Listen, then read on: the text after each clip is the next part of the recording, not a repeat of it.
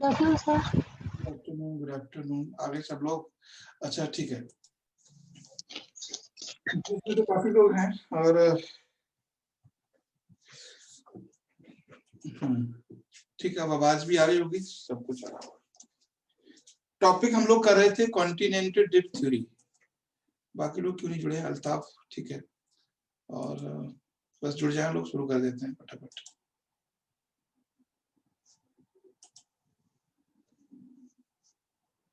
Doctor Alfred Wegener ने theory दी थी और उसके बाद थ्योरी हमें सिर्फ एक डिस्कस करना था कि थ्योरी उन्होंने क्या बोला था। ठीक है, उन्होंने पहले 1912 में बोला कि थ्योरी ये है जिससे कॉन्टिनेंट मूवमेंट कर रहे हैं। फिर 1925 में बोला गया कि इसको अब थ्योरी दीजिए। तो 1925 में उस थ्योरी को उन्होंने एक्सप्लेन किया था।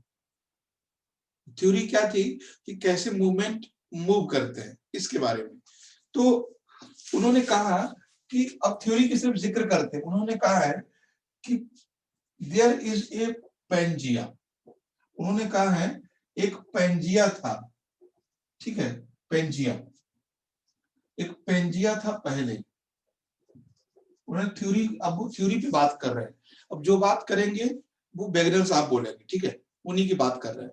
तो वेगनर साहब का कहना है कि स्टार्टिंग में जब ब्रह्मांड बना था, ब्रह्मांड बनने के बाद जो पृथ्वी है वो एक पेंजिया के फॉर्म में थी, है ना। उन्होंने कहा कि जो पृथ्वी थी वो एक पेंजिया की फॉर्म थी, यानी एक गोल पेंजिया था। ठीक है, पेंजिया के फॉर्म में। फिर उन्होंने कहा है कि ये जो पेंजिया था, है ना, ये जो पेंजिया था, ये पेंजिया दो भागों में डिवाइड हो गया। पेंजिया क्या था? Pangaea was group of continent. क्या था ये? Group of continent.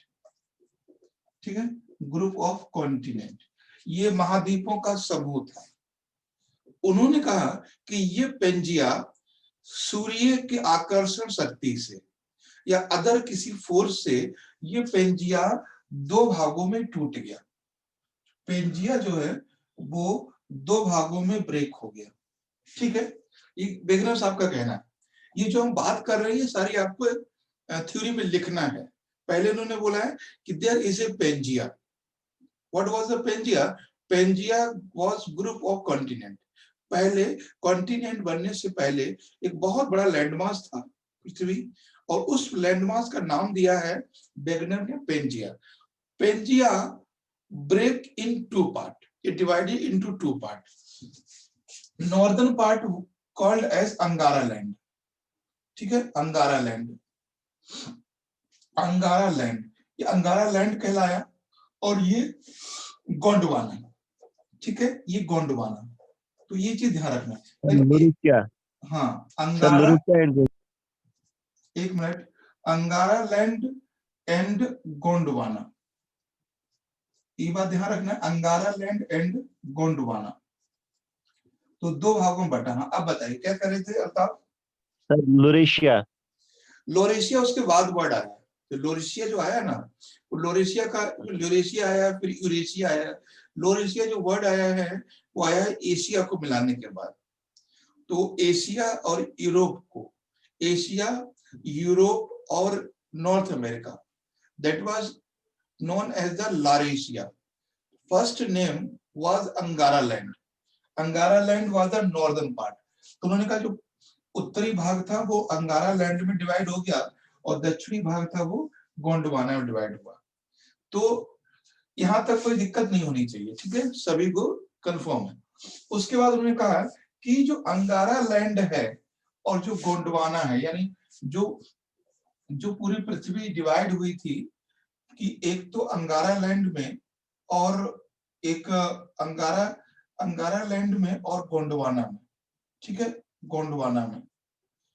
तो उन्होंने कहा कि आफ्टर सम टाइम, कुछ समय के बाद, ये दोनों बॉडी अपोजिट साइड में मूव करना शुरू कर दिए, डिफरेंट डिफरेंट टाइम पे मूव करना शुरू कर दिए।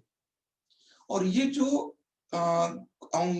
अंगारा और जो गोंडवाना लैंड थे, ये सभी के सभी मैग्मा पर तैर रहे थे, मतलब सीमा पर, ठीक है, ये मैग्मा पर तैर रहे थे।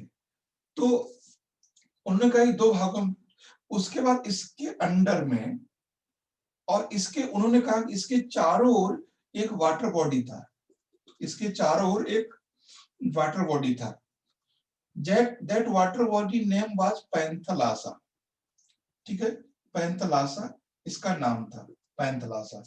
तो उन्होंने पहली बार पहला पॉइंट उन्होंने क्या बोला है कि पृथ्वी स्टार्टिंग में एक भूखंड थी जिसका नाम उन्होंने दिया पेंजिया, और जिसके चारों ओर वाटर बॉडी थी, और उस वाटर बॉडी का नाम उन्होंने दिया पैंथलासा, ठीक है।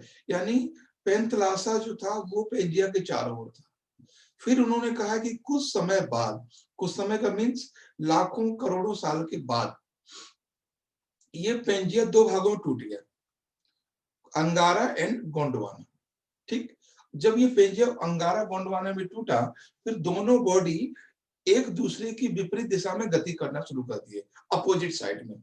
उसके बाद इसी बीच में जब ये गति करना शुरू कर दिया तो यहाँ पे स्पेस बन गया, है ना, और इसी स्पेस में ये पैंथलासा का जो वाटर बॉडी था वो एंट्री कर गया, ठीक है।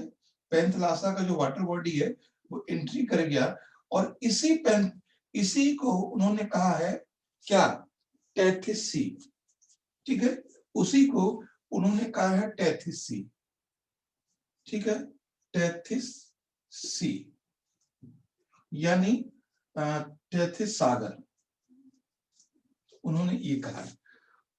उसके बाद उन्होंने कहा है जिस तरह से, अब ध्यान दीजिए, जिस तरह से पेंजिया से गोंडवाना और अंगारा टूटे, उसी तरह से और कॉन्टिनेंट भी धीरे धीरे अलग हुए, लाइक अफ्रीका, फिर ऑस्ट्रेलिया, फिर इंडिया, फिर एशिया, फिर यूरोप, फिर नॉर्थ अमेरिका, फिर साउथ अमेरिका। इसका हम आपको वीडियो दिखा देंगे, बस इतना समझ लेना है फाइनली कि जिस तरह से, है ना, जिस तरह से अंगारा गोंडवाना टूटे, उसी तरह से और भी टुकड़े हुए, और जब कई सारे टुकड़े हुए तो ऑस्ट्रेलिया बना, अफ्रीका बना, बहुत सारे कॉन्टिनेंट बने जो आज हैं। तो ये जो सारे कॉन्टिनेंट जो टूटे, वो उन्होंने क्या बोला है, वो ये कह रहे थे कि जैसे ये पृथ्वी है, इसके सबसे ऊपरी जो भाग था, उन्होंने कहा है कि ये दो भागों में पहले टूटा, एक था अंगारा और दूसरा था गोंडवाना, ठीक, और ये नीचे मैग्मा है। तो उन्होंने कहा कि जो अंगारा और गोंडवाना है वो मैग्मा पर यानी मेंटल पर तैरना शुरू कर दिया, ड्रिफ्ट करना शुरू कर दिया। उसके बाद और भी कॉन्टिनेंट इसमें से बने, और भी बहुत सारे कॉन्टिनेंट बने जो आज हमारा दिख रहा है हमें, वो धीरे धीरे टूटना शुरू किए। और ये प्रवृत्ति, ये जो प्रोसेस है वो आज भी चल रहा है, आज भी चल रहा है, ठीक है। तो ये थी उनकी थ्योरी बेसिकली जो उन्होंने बताई। अब फिर से एक बार हम रिवाइज कर दे रहे हैं थ्योरी को, बहुत शॉर्ट फॉर्म में देख लीजिए। तो हम रिवाइज करेंगे पेंजिया से, बिल्कुल आपको अपने शब्दों में, ठीक है, ये बिल्कुल रट जाना चाहिए आपको, ठीक। वेगनर साहब ने बोला कि प्रारंभ में एक बहुत बड़ा लैंडमास है जिसका नाम है पेंजिया। पेंजिया के चारों ओर एक जल राशि है, एक वाटर बॉडी है, जिसका नाम दिया उन्होंने पैंथलासा, ठीक। फिर बोले इस पेंजिया में हजारों लाखों करोड़ों साल के बाद, है ना, सूर्य की आकर्षण शक्ति से ये पेंजिया दो भागों में टूट गया। उत्तरी वाला भाग कहलाया गोंडवाना, उत्तरी कहलाया अंगारा लैंड और दक्षिणी कहलाया गोंडवाना। और इन्हीं दोनों के बीच में जो जगह बनी, उसमें पैंथलासा का पानी इंटर कर गया, उसका उन्होंने नाम दिया टेथिस सागर, अब वो कहते हैं कि जो दो महाद्वीप थे वो मैग्मा पे तैरना शुरू कर दिए। जिस तरह से ये दो लैंडफॉर्म बने, दो लैंडमास बने, दो भूखंड बने, उसी तरह से इसमें से different different size and shape के कॉन्टिनेंट टूटना शुरू हो गए। और उनकी प्रोसेस कोई एक दिन का नहीं था, एक साल का नहीं था, 100 साल का नहीं था, ये लाखों करोड़ों साल की बात है। जब टूटे तो आज के जो टाइम हम देख रहे हैं कॉन्टिनेंट को या वर्ल्ड मैप को, उस मैप में शेप में कन्वर्ट हो गया ये। यानी पहले ये सभी आपस में जुड़े हुए थे और फिर सभी ये टूट गए। ठीक है, ये उनका कहना है डॉक्टर अल्फ्रेड वेगनर का। तो ये इनकी थ्योरी है। अब यहां तक आपको किसी को भी कोई डाउट हो तो बता दो। ये सारी जो जो बातें हुई हैं वो हुई हैं डॉक्टर अल्फ्रेड के रेफरेंस में। ठीक है, अगर कोई वीडियो मिले मैं देखता हूं ऐसा कुछ तो मैं आपको दिखा सकूं।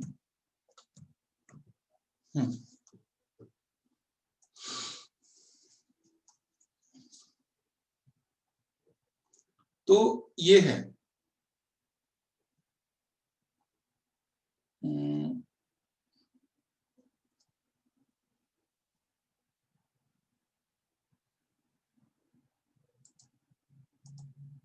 ठीक है। अब बताइए इस थ्योरी में कोई प्रॉब्लम नहीं होनी चाहिए। थ्योरी का मतलब है किसी हम और की कही हुई बात को आसान भाषा में 2021 का ऑफिशियल आसान भाषा में समझा रहे हैं, है ना। किसी के द्वारा की हुई बात को हम आसान भाषा में समझा रहे हैं, ये होता है सिद्धांत। अब इस सिद्धांत को समझने में कोई किसी को दिक्कत हो तो बताओ। ठीक है, कोई प्रॉब्लम नहीं है किसी को? No sir. ठीक है, अब एक बार मैं दिखा देता हूं कैसे पेंजिया टूटा होगा। ठीक है, कैसे पेंजिया टूटा होगा एक बार मैं आपको दिखा देता हूं। जो ठीक है, पहले मैं रिकॉर्डिंग को बंद कर दूं, ये तो कॉपीराइट आ जाता है इसमें। ठीक है, तो अब ये था पेंजिया बन गया। और तो सिद्धांत आप लिख लोगे, उसके बाद इन्होंने कुछ प्रमाण दिए थे, वो हम बात कर लेते हैं कि क्या प्रमाण है। ठीक है, उन्होंने कुछ प्रमाण दिए थे क्योंकि हम फोकस हमारा एग्जाम है, तो उन्होंने कुछ एविडेंस दिए हैं, कुछ प्रमाण दिए हैं। क्या क्या प्रमाण दिए वो लिख लीजिए। इन्होंने क्या क्या प्रमाण दिए हैं इस थ्योरी को प्रूव करने के लिए। पहले तो हमें कोई थ्योरी का सब्जेक्ट सिलेक्ट करना होता है, फिर हमें थ्योरी बतानी होती है, फिर जो हम बता रहे हैं उसके सपोर्ट में हमें कुछ एविडेंस देने होते हैं। ठीक है, तो डॉक्टर वेगनर ने एविडेंस दिए कुछ। क्या दिए पहला देख लीजिए। पहला इसमें है रॉक प्रॉपर्टी। पहला इसमें है रॉक प्रॉपर्टी। हाँ, रॉक प्रॉपर्टी। दूसरा है time of rock. Time of rock, ठीक है, टाइम ऑफ रॉक्स यानी चट्टानों का समय। और तीसरा है इसमें तीसरा है फॉसिल फ्यूल। फॉसिल फ्यूल, ठीक है, जीवाश्म ईंधन। और चौथा उसमें है nature of animal. Nature of animal, ठीक है, एनिमल, नेचर ऑफ एनिमल। और उसके बाद है हिमालय, है ना, हिमालय। तो और तो ये सारे डिपॉजिट्स इसमें आएंगे फ्यूल में। जो डिपॉजिट जिग्साफिट। हाँ, जिग्साफिट हम सबसे पहले लिखते हैं, जिन्होंने वहां बताया था जिग्साफिट। ठीक है, तो जिग्साफिट का मतलब क्या होता है इसको हम देख लेते हैं। जिग्साफिट हिंदी में इसको कहते हैं साम्यता। ठीक है, जिग्साफिट को हिंदी में कहते हैं साम्यता, जिग्साफिट। तो इस बात को समझते हैं। पहला उन्होंने, अब देखिए, पहला उन्होंने बोला जिग्साफिट। तो हुआ क्या है, कुछ कुछ ऐसे बॉडी हैं, कुछ ऐसे पार्ट हैं जो उन्होंने मिला के दिखा दिया है, जो उन्होंने मिला के दिखा दिया है। देखिए, और चलिए मैप, इंडिया का ही मैप देख लेते हैं, गूगल का नहीं यूज करेंगे, इनका खुद का ही देखेंगे अपना। तो उन्होंने कुछ एरिया ऐसे थे जो आपस में मिला के दिखा दिए, ठीक है। जैसे मान लीजिए कोई चीज है जो पहले एक थी, अब वो अलग अलग हो गई है ना। कोई चीज एक थी, मैं आपको बताता हूँ जिग्सा फिट का मतलब क्या है। देखिए, अभी आप यहाँ पर देखिए, इसको मैं आपके स्क्रीन पे लेके चलता हूँ गूगल मैप में। जिग्सा फिट में एक चीज उन्होंने बताई कि जैसे आप देख रहे हो कि ये वाला जो भाग है, यानी ये जो एरिया था, ये अफ्रीका वाला, ये वाला एरिया, इस एरिया में ये एरिया पूरा समा जा रहा है ना। यानी उन्होंने इस वाले भाग को इस वाले भाग से मिलाकर बता दिया जिग्सा फिट। तो इससे साफ जाहिर हो गया कि हाँ, वास्तव में ये कभी एक थे, ठीक है। उसके बाद फिर दूसरी चीज उन्होंने ये बता दी कि जैसे ये वाला एरिया है ना, ये वाला एरिया जो है, ये वाला इस पोर्शन को उन्होंने यहाँ मिला के दिखा दिया। यहाँ पर ये एरिया शिफ्ट हो जाएगा, पहले कभी ये एरिया यहाँ पर था जो यहाँ चला गया, ठीक है। दूसरा उन्होंने क्या किया, और भी कुछ एरिया को उन्होंने मिला के दिखाया, जैसे देखिए, जैसे हम देखेंगे ग्लोब में कौन कौन से एरिया है जो मिल जाए। जैसे ये वाला जो भाग था, ये वाला, इस वाले भाग को उन्होंने क्या किया, यहाँ से उठाया, यहाँ पे रख दिया, यहाँ पे। तो उन्होंने कहा ये जो मेडागास्कर है वो कभी यहाँ पर था, ठीक। फिर उन्होंने बताया कि ये जो भाग है उसको यहाँ पे शिफ्ट कर दिया, इस जगह पे। तो बोला यहाँ ये कभी यहाँ पर था। अधिकांश उन्होंने और इस भाग को इसमें मिला के बता दिया। तो मेरा कहने का मतलब है कि अल्फ्रेड वेगनर ने कई सारे ऐसी जगह थी जिनको आपस में मिलाकर बता दिया और बोला कि देखो, अगर ये एक नहीं होते तो बिल्कुल फिट नहीं बैठ जाते, है ना। तो ये था इसका जिग्सा फिट। दूसरा था इसमें रॉक प्रॉपर्टी। रॉक प्रॉपर्टी उन्होंने बोला है कि जैसे मान लीजिए कि एक चट्टान कोई यहाँ पर है और एक चट्टान कोई यहाँ पर है, ठीक है। एक चट्टान ए है और एक बी है। मेरी बात ध्यान समझना, अगर किसी चट्टान की प्रॉपर्टी, जो चीज, जो जो गुण यहाँ पे है, ठीक है, जो गुण यहाँ पे है, यानी जो खनिज यहाँ पे है, अगर वही खनिज यहाँ पर है, तो इसका मतलब क्या है कि हम ये समझ लेते हैं कि ये भाग कभी आपस में जुड़ा हुआ था, ये भाग कभी आपस में जुड़ा हुआ था। तो इसके लिए उन्होंने क्या किया, इसके लिए उन्होंने ये किया कि उन्होंने कहा कि देखो, जिस तरह के मिनरल यहाँ पर हैं, जिस तरह के मिनरल यहाँ पर हैं, उसी तरह के मिनरल यहाँ पर हैं, है ना। तो ये भी उन्होंने प्रूव कर दिया कि जो खनिज साउथ अमेरिका के ईस्टर्न पार्ट में है और वही खनिज अफ्रीका के वेस्टर्न पार्ट में। तो ये हो गया दूसरा पॉइंट, तो कि हाँ, ये बात भी सही है ना। तो और तीसरी जो नेक्स्ट पॉइंट उन्होंने देखा वो था टाइम ऑफ रॉक। अच्छा, टाइम ऑफ रॉक का मतलब ये था कि उन्होंने बताया कि जिस समय की चट्टानें यहाँ पर हैं, उसी समय की चट्टानें यहाँ पर हैं। इसका मतलब ये भी प्रूफ हो गया कि हाँ, बात भी सही है, जिस समय की चट्टानें यहाँ पर हैं, उस समय की चट्टानें यहाँ पर हैं। इसका मतलब है ये भाग एक था। तो ये वो बातें हैं जो उन्होंने अपने थ्योरी को प्रूव करने के लिए दी है, अपने थ्योरी को साबित करने के लिए बोली है। तो आप आई थिंक तीन बातों से पूरी तरह से सहमत हो गए कि जिग्सा फिट यानी एक दूसरे में समा जाना, और दूसरा था इसमें रॉक प्रॉपर्टी, जो मिनरल्स हैं वो सेम मिले हैं, और टाइम ऑफ रॉक ये भी सेम है।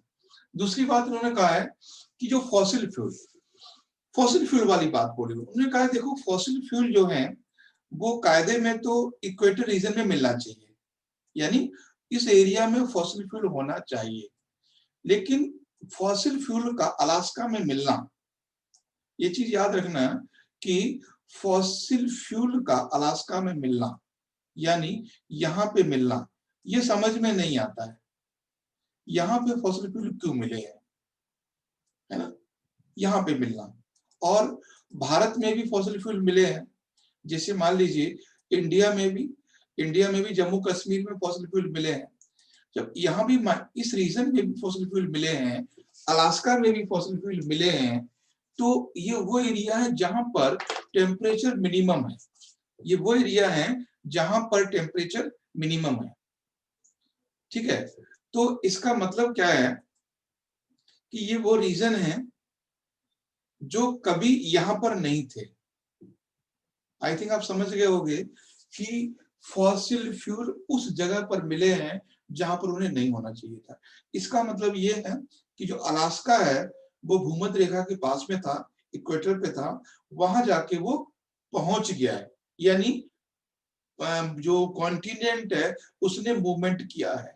ठीक है, तो अलास्का पर कोयला पाया जाना, जम्मू कश्मीर में कोयला पाया जाना, या पेट्रोल डीजल गैस जो भी है, तो इससे प्रूफ होता है। उसके बाद है इसमें नेचर ऑफ एनिमल। ठीक है, नेचर ऑफ एनिमल, आपको ये पता है कि जो एनिमल्स होते हैं वो अपना रास्ता जल्दी से चेंज नहीं करते, है ना, वो रास्ता अपना जल्दी से चेंज नहीं करते। जैसे कोई जानवर है, वो आपने यहाँ पर रखा है और आप उसको यहाँ पर, एक जगह ये है एक जगह ये है जानवर की, ठीक है, तो कोई जानवर का रास्ता कितना ही टेढ़ा मेढ़ा क्यों ना हो, है ना, अब वो यहाँ से छूटता है, वो यही पहुंचता है, उसके वो हैबिट में है, वो रास्ता उसके हैबिट में है। कभी आप अचानक से इस रास्ता को यहाँ से ब्लॉक कर दोगे तो जानवर इस ब्लॉकिंग में गिर जाएगा, क्योंकि वो इसके हैबिट में है, वो उसके हैबिट में आ गया। जानवर अपने रास्ता जल्दी चेंज नहीं करते, वो रास्ता भूलते भी नहीं। तो इन्होंने इसका प्रूफ दिया है। क्या बोला है, उन्होंने कहा देखो पहले क्या था कि पहले ये था कि पूरा जो ग्लोब है वो पहले एक था, है ना, पूरा जो ग्लोब है पहले एक था। उन्होंने ये बोला, एग्जाम्पल दिया उन्होंने जानवरों को, उन्होंने बोला है कि जैसे मान लीजिए कि ये वाला जो एरिया है ना, ये वाला एरिया यानी पश्चिमी यूरोप वाला एरिया और नॉर्थ अमेरिका के पूर्वी वाला ये वाला एरिया आपस में जुड़े हुए थे, यानी ये जो किनारे हैं वो आपस में जुड़े हुए थे। तो जानवर क्या करते थे, इधर से आते थे और इधर तक वो सीधे यात्रा करते थे, यहां से आते थे यहाँ वो यात्रा करते थे। ठीक, तो उन्होंने कहा कि अभी भी ऐसे जानवर हैं जो यहाँ पर इधर से आते समय यहाँ पर गिर जाते हैं, वो मर जाते हैं। कई ऐसे जानवर हैं जो यहाँ पर हड्डियां मिली हैं, फॉसिल्स मिले हैं, उसी टाइप के जानवर के फॉसिल यहाँ पर मिले हैं। तो इन्होंने ये प्रूफ किया कि जो जानवर हैं उनको अभी भी वो इधर ही आते हैं, मतलब एक हैबिचुअली आते हैं, उनके नेचर में है इधर से इधर जाना, तो वो यहाँ आके मर जाते हैं। अभी भी कई सारे ऐसे जानवर हैं जो जानवर यहाँ पर मिला है वही जानवर यहाँ पर मिला है, अस्थियां मिली हैं, हड्डियां मिली हैं। इसका मतलब क्या है कि जो जानवर किसी समय ये रास्ता कभी एक रहा होगा, ये जो है कॉन्टिनेंट के ड्रिफ्ट होने की वजह से ये गैप हुआ है, जो गैप हुआ है वो कॉन्टिनेंट के ड्रिफ्ट होने की वजह से हुआ है। तो ये उन्होंने बात बोल दी। और जो एक और उन्होंने प्रमाण दिया, वो प्रमाण उन्होंने ये दिया कि हिमालय का निर्माण, ठीक है, दूसरा उन्होंने प्रमाण दिया हिमालय का निर्माण। अब देखिए हिमालय का निर्माण का मतलब क्या है, उन्होंने ये कहा कि पहले उन्होंने क्या बोला कि ये पेंजिया है, ठीक है, ये क्या है, ये पेंजिया है और ये हिमालय, और यहाँ पर हिमालय है इस एरिया में। आपने उस वीडियो में भी देखा था, ठीक है, आपने उस वीडियो में, ठीक है, तो ये सारे उन्होंने एग्जाम्पल दिए और बता दिया, अपने सिद्धांत को प्रूफ कर दिया कि हाँ ये सही है।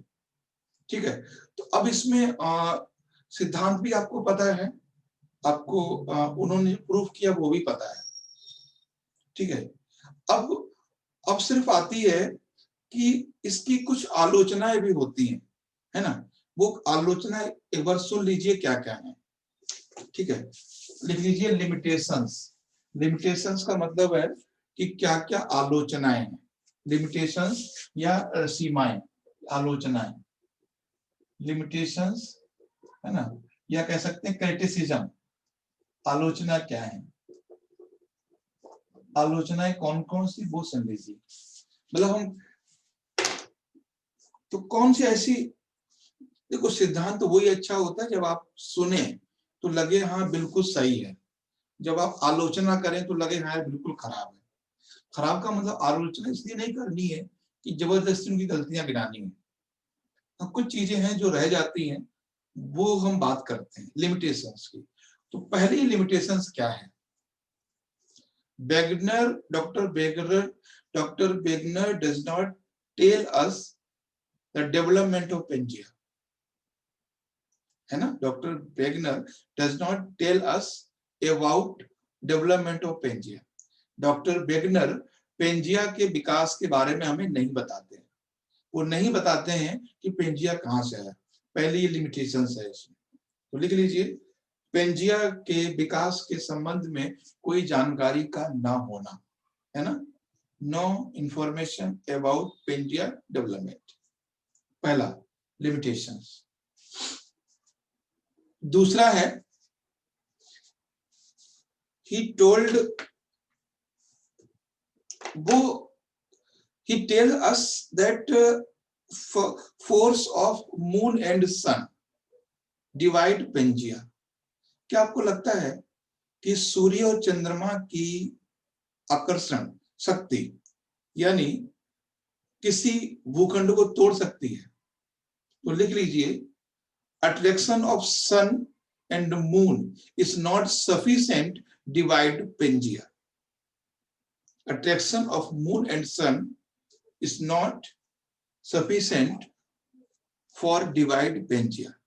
चंद्रमा और सूर्य का जो आकर्षण है वो पेंजिया को तोड़ने के लिए सफिशिएंट नहीं।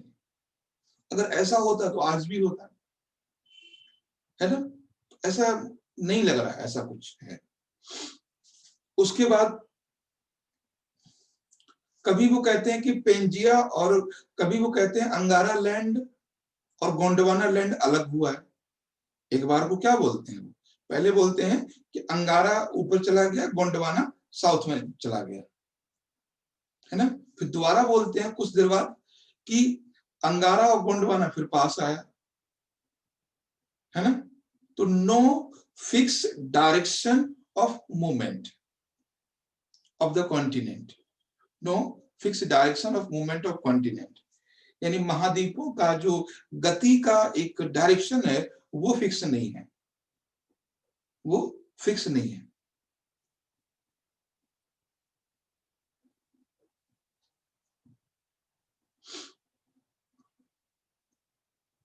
दूसरी और एक कुछ आलोचना है, उन्होंने बताया कि नेचर ऑफ एनिमल, ठीक, आपको पता है, अगर मैं आपको मैप फिर से दिखाता हूं, थोड़ा ध्यान से दीजिएगा।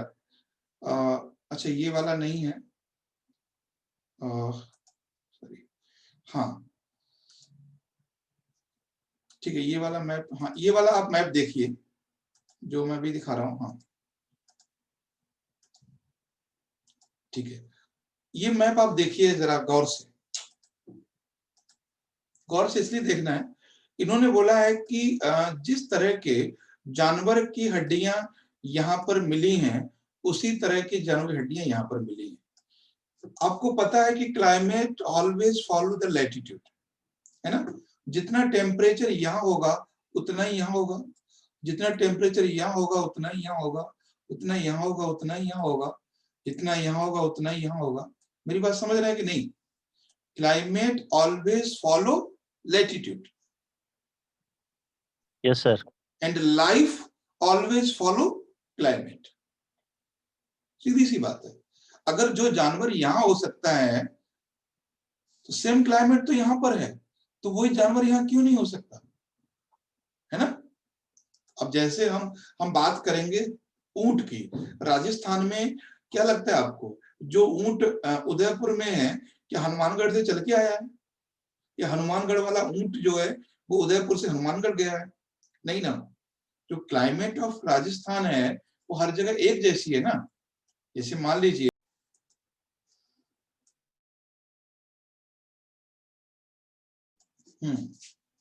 ठीक है, तो हम ये कह रहे थे कि जो क्लाइमेट है वो, जैसे हमने कहा कि राजस्थान में क्लाइमेट एक जैसी है, तो जरूरी नहीं है कि ऊंट जो यहाँ पर ऊंट है वो यहाँ चल के जाएगा और यहाँ वाला ऊंट यहाँ आएगा। मतलब क्या है कि पूरे राजस्थान में क्लाइमेट एक जैसी है, तो पूरे राजस्थान में वेजिटेशन भी एक जैसी है और एनिमल भी एक जैसे हैं। तो ये भी बहुत हद तक क्लियर, ये प्रूफ नहीं करता है इस चीज का कि भाई ये दोनों जुड़े हुए थे, है ना। तो जानवरों का नेचर भी ये प्रूफ नहीं करता है। तो पहली बात है, यहां लिख लीजिए, climate decided by the location. Climate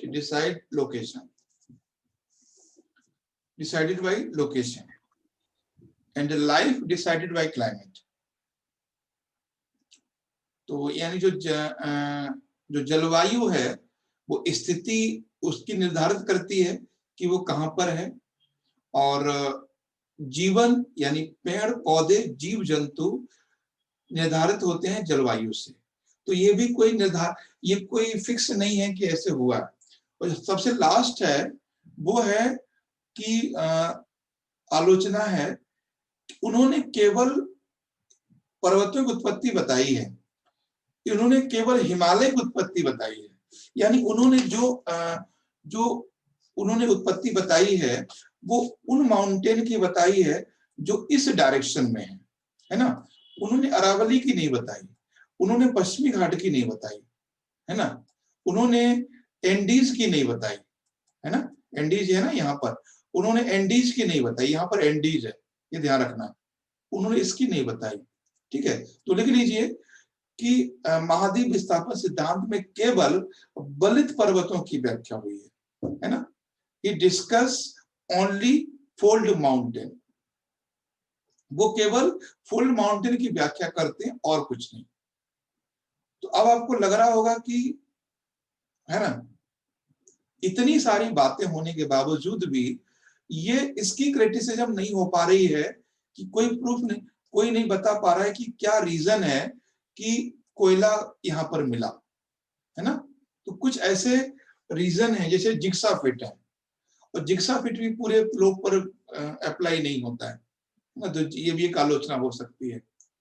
तो ये इसकी होगी क्रिटिसिज्म, ठीक है। तो इतनी सारी क्रिटिसिज्म के बाद भी अगर आपसे पूछेगा कोई what is the importance of continental drift theory, तो ऐसा नहीं है आप लोग आलोचना समझ के बोलेंगे बकवास था, बेकार, ऐसा कुछ नहीं, ठीक है। पहली बार हम सब ने ये सोचना शुरू किया कि जो अर्थक्वेक है या जो वॉल्केनो है, दैट में act of tectonic, act of the continent movement, not act of the God. पहली बार 1912 के बाद पहले लोगों ने 1912 के बाद लोगों ने सोचना शुरू किया कि जो भूकंप है, ज्वालामुखी है, सुनामी है, भूस्खलन है, ये कोई भगवान के काम नहीं है ना, ये भूगर्भिक घटनाएं हैं। पहला इंपॉर्टेंस ये है, ठीक है।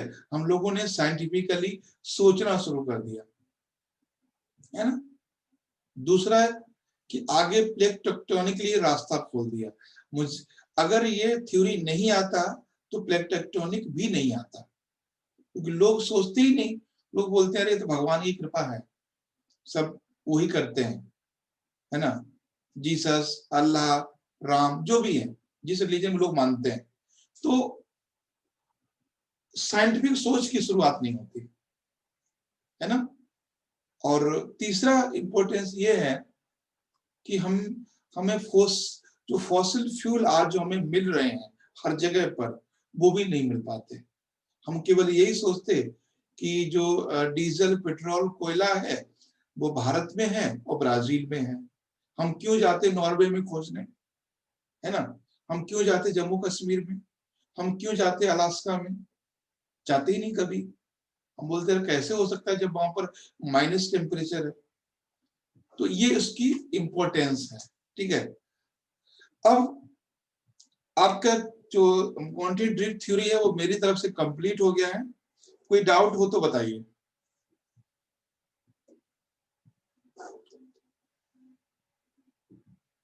कल मैंने आपसे बोला था कि हम आपको लास्ट में क्वेश्चन पूछेंगे। तो क्वेश्चन ये था कि ये थ्योरी किससे रिलेटेड है, इसका उद्देश्य क्या था, कल बोला था मैंने। अब थ्योरी समझने के बाद भी नहीं बता पाओ तो गलत बात है। बताएं, नैना, स्वप्निल, अल्ताफ, अर्चना जी बोलिए। What was the purpose of continent drift theory? What is the purpose? हमने आपको बोला था आप नहीं बता पाएंगे, कल ही बोला था ये चीज, आप समझे नहीं। कॉन्टिनेंट ड्रिफ्ट थ्योरी का पर्पस था to know about the climate change. मतलब कि क्या रीजन है अलास्का में क्लाइमेट चेंज हुआ है। अलास्का में किसी समय बहुत वेजिटेशन था, अलास्का में किसी समय डेंस फॉरेस्ट था, अलास्का में किसी समय बहुत ज्यादा टेम्परेचर था। तो मैंने कल ही बोला था कि जो थ्योरी आई थी किसी और के लिए और करके कुछ और चली गई।